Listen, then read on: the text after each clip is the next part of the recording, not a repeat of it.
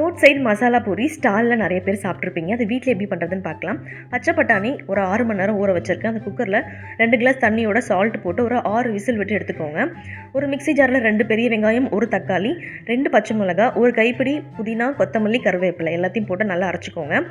இது வெந்துருச்சு. இதில் தண்ணியை ஃபில்டர் பண்ணி ஒரு கரண்டி பச்சை பட்டாணி முழுசாகவும் எடுத்து வச்சுக்கோங்க. மீதி இருக்கிறத மசிச்சுக்கோங்க. ஒரு கடாயில் 3 டேபிள் ஸ்பூன் ஆயில் விட்டுக்கோங்க. நம்ம அரைச்சி வச்சுருந்தோம்லே அது எல்லாத்தையும் இதில் ஆட் பண்ணிக்கலாம். 1.5 டேபிள் ஸ்பூன் இஞ்சி பூண்டு பேஸ்ட் போட்டுக்கோங்க. இஞ்சி பூண்டு பேஸ்ட் ரா ஸ்மெல் போகிற வரைக்கும் மிக்ஸ் பண்ணிக்கோங்க. நீங்கள் அந்த மிக்ஸி ஜார்லேயே கூட பச்சையாக கூட நீங்கள் அரைச்சிக்கலாம் இஞ்சி பூண்டு பேஸ்ட் போட்டுட்டு. இதுக்கப்புறமா காரத்துக்கு ஏற்ற மாதிரி 1 டேபிள் ஸ்பூன் மிளகாய் தூள், 1/2 table spoon garam masala, 1.5 table spoon sambar பொடி ஆட் பண்ணி அதோடைய ராஸ்மெல்லாம் போனதுக்கப்புறம் முழுசாக வச்சுருந்த பட்டாணி அந்த வாட்டரையும் மிக்ஸ் பண்ணிக்கோங்க. மசிச்சு வச்சுருந்ததையும் ஆட் பண்ணி நல்லா கொதிச்சதுக்கப்புறம் ஆஃப் பண்ணிக்கோங்க. பூரியை உடச்சி விட்டுக்கோங்க. வெங்காயம், கொத்தமல்லி, பூரி நம்ம ரெடி பண்ணி வச்சுருக்க மசாலாவையும் ஒரு 2 கரண்டி ஊற்றிட்டு கார்ன் போட்டு மிக்ஸ் பண்ணிங்கன்னா டேஸ்டியான மசாலா பூரி ரெடி.